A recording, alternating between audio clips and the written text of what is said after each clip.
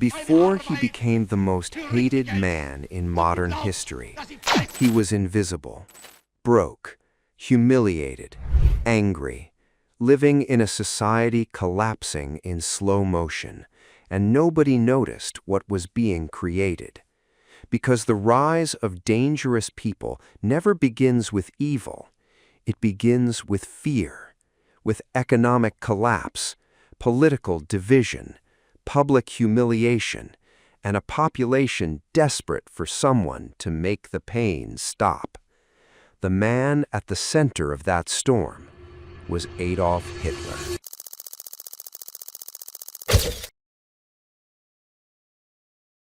Now fast forward 30 years. That same man stands before 100,000 people. They are screaming his name.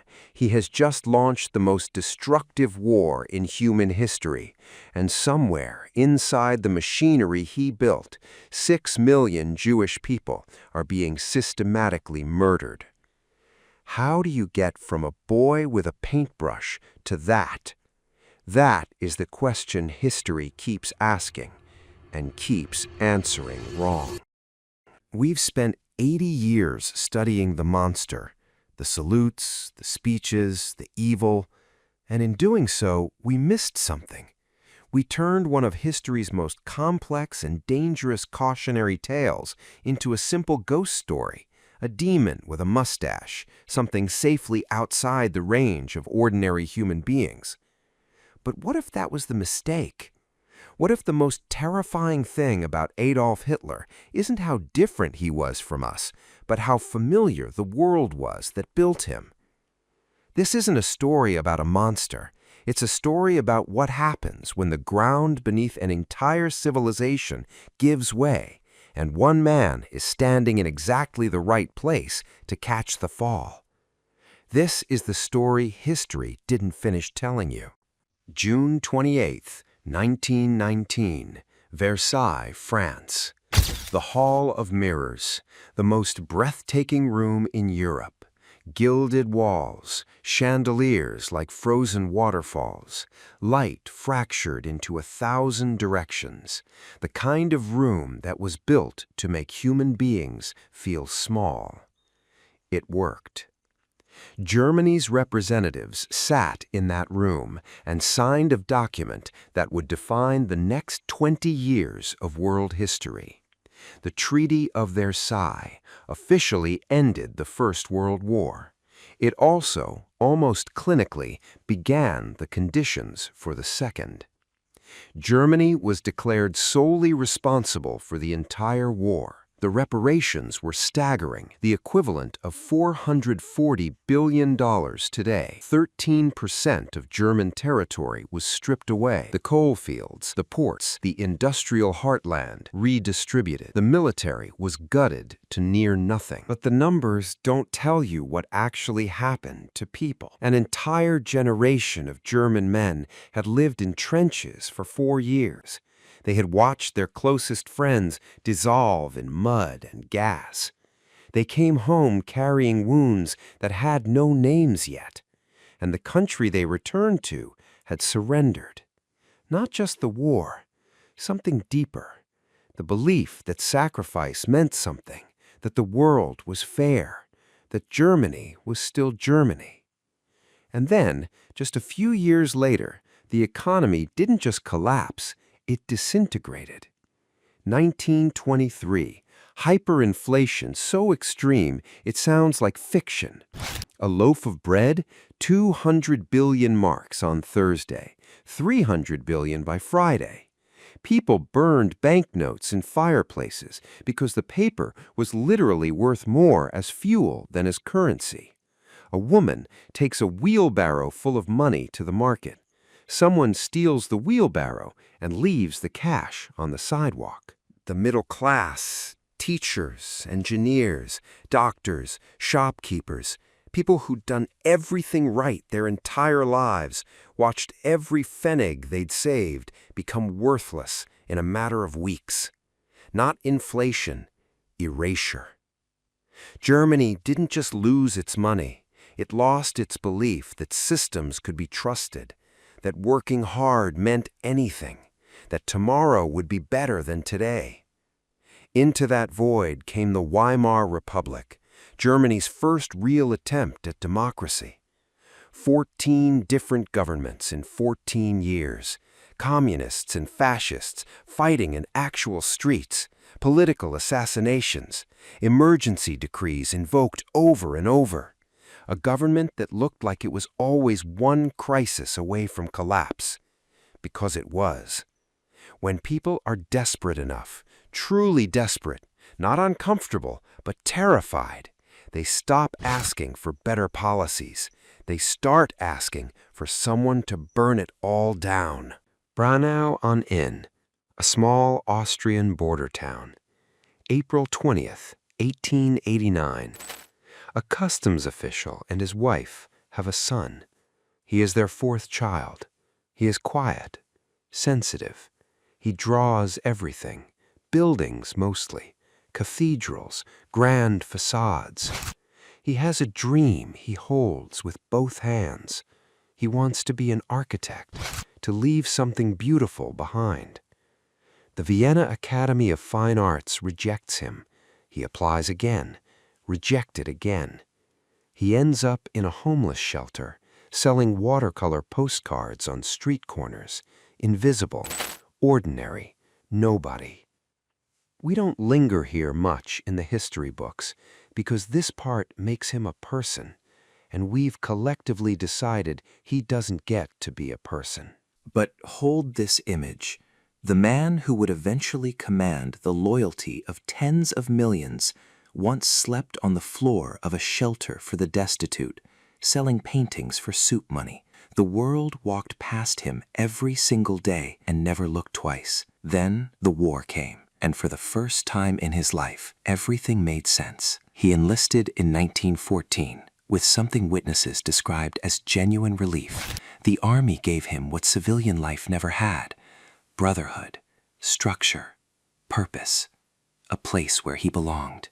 He served 4 years on the Western Front, earned the Iron Cross First Class for bravery under fire. By all accounts, he was a good soldier, a devoted one. November 1918, the armistice. He's lying in a military hospital in northern Germany, temporarily blinded from a British mustard gas attack. He cannot see, he can only hear. And what he hears is that Germany has surrendered. Everything he gave himself to, completely, without reservation, is gone. In that hospital bed, in that darkness, something shifts inside him. He becomes convinced, unshakably, permanently, that Germany was not defeated on the battlefield, that the army was winning, that Germany had been stabbed in the back, betrayed by Jewish politicians, communists, traitors hiding in plain sight. It was a complete lie. Germany lost because it was outmanned, outproduced, and exhausted. The military reality was that simple. But a lie that gives a broken people someone to blame is always more powerful than a truth that simply says, you lost. Munich, 1919. A tiny political discussion group. 7 members meeting in a beer hall. He is invited to attend as the 8th. And then he speaks. Something extraordinary happens in that room. He begins quietly, almost timidly, and then he builds, slowly, methodically, grievance layered on grievance, humiliation stacked on humiliation, the betrayal of Versailles, the stab in the back, the German people, noble, suffering, deserving, robbed of their destiny by invisible enemies.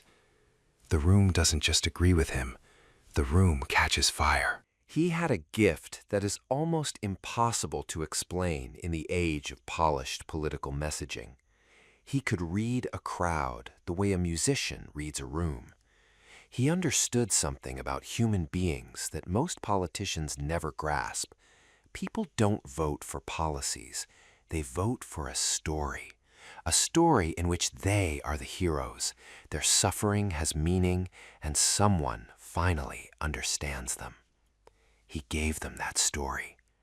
He redesigned the symbols, staged the rallies like theater, the lighting, The timing, the pageantry, all of it calculated.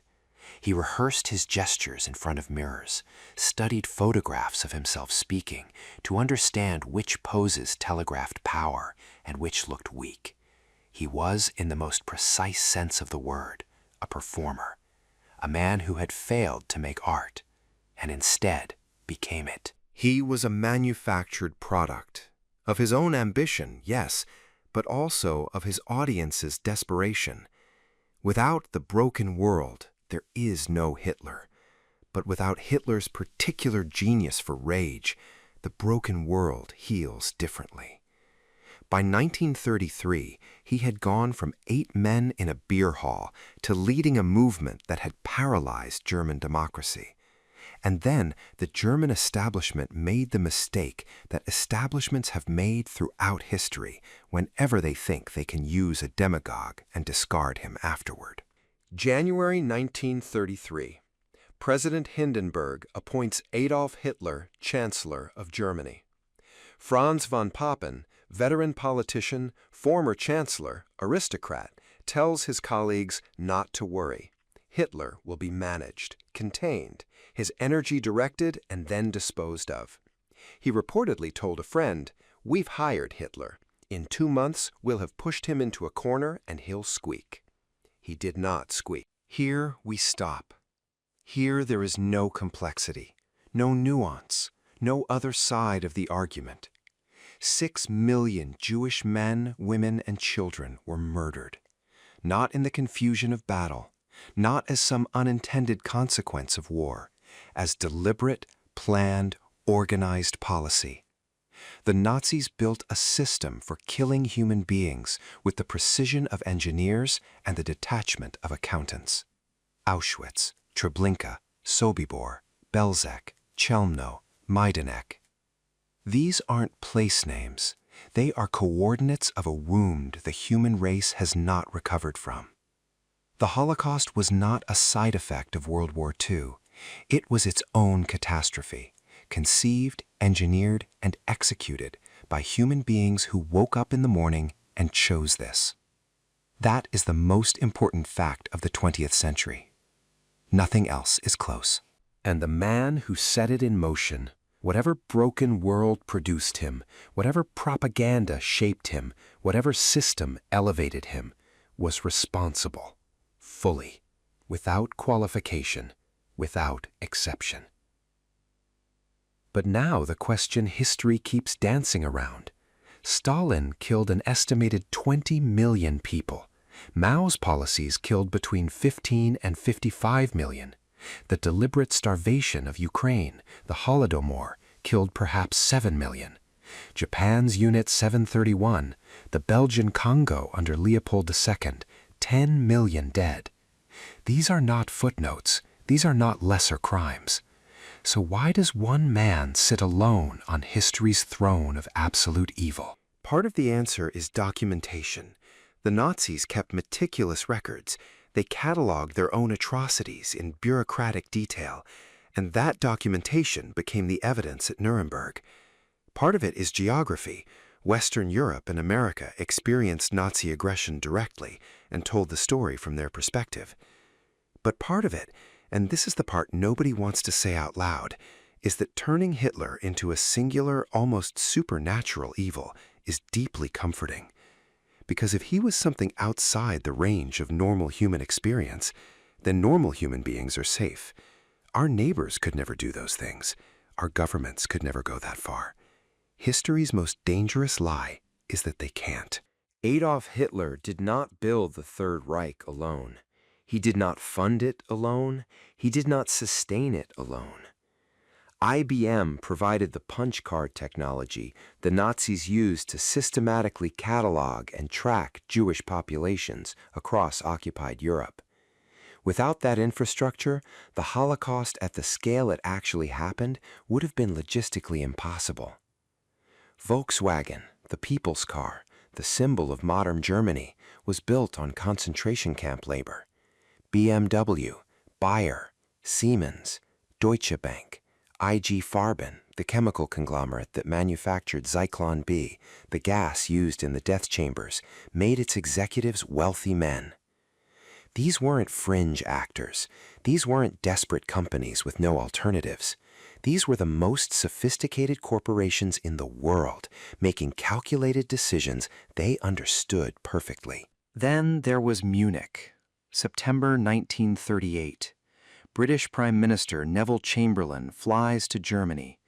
In exchange for Hitler's verbal promise to stop territorial expansion, Chamberlain agrees to hand over a significant portion of Czechoslovakia without consulting a single Czech official. He lands back in London, holds up a piece of paper. Peace for our time. 11 months later, German tanks roll into Poland. And then, perhaps the most jaw-dropping geopolitical moment of the century, Nazi Germany and Soviet Russia sign a non-aggression pact. Two systems that had each declared the other the greatest evil on earth. Two ideological enemies, sitting across a table, dividing Eastern Europe between them, like men splitting a restaurant bill. How many catastrophes begin not with hatred, but with convenience? The point history keeps trying to make, and we keep refusing to hear, is that World War II was not inevitable. It was not fate. It was not the work of one man. It was constructed, decision by decision, compromise by compromise, calculation by calculation, by hundreds of institutions and thousands of individuals, who all told themselves the same thing. Here is what makes this story impossible to put down. Here is why historians return to it generation after generation without ever quite reaching the bottom. He was not obviously insane. He was not stupid. He read constantly history, architecture, opera, military strategy. He had a near photographic memory for technical military details that stunned his generals. His secretaries described him as considerate in private moments, even warm. His dog adored him. And simultaneously, in the same mind, the same man, he conceived and executed the most systematic murder of human beings in recorded history. That is the mystery, not the ideology, not the spectacle. The mystery is how a single human mind contains both, the boy who dreamed of painting cathedrals and the man who built Auschwitz. The answer history resists, because it is so deeply uncomfortable, is that the human mind has always been capable of containing both. It is not a defect specific to one nation, one era, one damaged individual. It is a feature of what we are, which means the conditions that produced him aren't a sealed-off historical artifact. They are a possibility, present in every society, in every century, waiting for the right combination of pressure and fear and the right voice telling people who to blame. Economic collapse, a humiliated population, a political system too fractured to function, a charismatic speaker offering simple answers to complicated problems, corporate interests that profit from instability, an international community that waits too long, citizens who surrender their judgment to someone who promises to make the pain stop. This is not a list from 1932. This is a pattern, and patterns don't care about calendars.